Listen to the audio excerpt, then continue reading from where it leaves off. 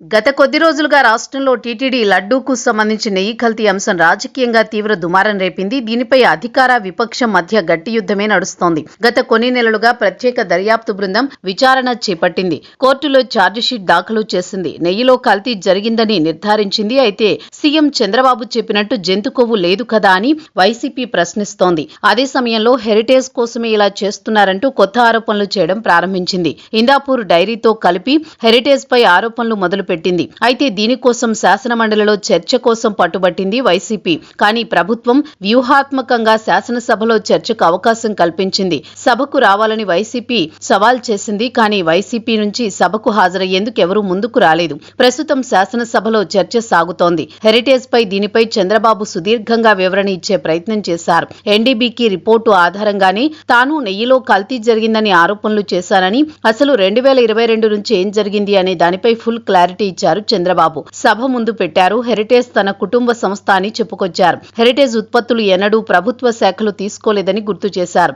గత ప్రభుత్వ హయాంలో భారతీ సిమెంట్స్ ను ప్రభుత్వ నిర్మాణాల కోసం ఉపయోగించిన వైనాన్ని కూడా ప్రస్తావించారు. కూటమి అధికారంలోకి వచ్చిన తర్వాత టీటీడీ ప్రక్షాళనకు పూనుకున్నామని, అప్పుడే నెయ్యి కల్తీ వ్యవహారం బయటపడిందని, రాష్ట్ర ప్రభుత్వం తరపున దర్యాప్తు బృందాన్ని నియమిస్తే వైసీపీ సుప్రీంకోర్టుకు వెళ్లి సీబీఐ నేతృత్వంలో ప్రత్యేక దర్యాప్తు బృందాన్ని కోరిందని చంద్రబాబు గుర్తు చేశారు. గత కొన్ని నెలలుగా సీబీఐ నేతృత్వంలోని ప్రత్యేక దర్యాప్తు బృందం విచారణ చేపట్టిందని, నెయ్యిలో కల్తీ జరిగిందని నివేదిక ఇచ్చిందని, చర్యలు తీసుకోవాలని రాష్ట్ర ప్రభుత్వానికి సూచించిందని, అయితే ఎటువంటి చర్యలు తీసుకోవాలో ప్రభుత్వం తరపున ఒక ఏకసభ్య కమిషన్ నియమించామని, దానిపై కూడా సుబ్రహ్మణ్య స్వామితో పిటిషన్ వేయించిన విషయాన్ని చంద్రబాబు ప్రత్యేకంగా ప్రస్తావించారు. కానీ అత్యున్నత న్యాయస్థానం కొట్టివేసిన విషయాన్ని గుర్తు చేశారు. తప్పులు చేసి విచారణను అడ్డుకోవాలని, ప్రభావితం చేయాలని ప్రయత్నాలు చేసిన వైసీపీని ఎక్కడికక్కడే అడ్డంకులు ఎదురయ్యాయని గుర్తు చేశారు. చేసిన తప్పిదాలే ఆ పార్టీకి ఇప్పుడు శాపంగా మారాయని చెప్పుకొచ్చారు.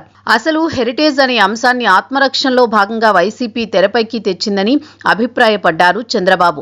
ఇందాపూర్ అనేది ప్రముఖ డైరీలకు కో మ్యానుఫ్యాక్చరింగ్ అందిస్తూ ఉంటుంది. అందులో హెరిటేజ్ ఒకటని చెప్పుకొచ్చారు. హెరిటేజ్ అనేది తన కుటుంబ సంస్థ అని చెప్పిన చంద్రబాబు, ఏ ప్రభుత్వ శాఖలో కూడా హెరిటేజ్ ఉత్పత్తులను వినియోగించకున్న దాఖలాలు లేవని తేల్చి చెప్పారు.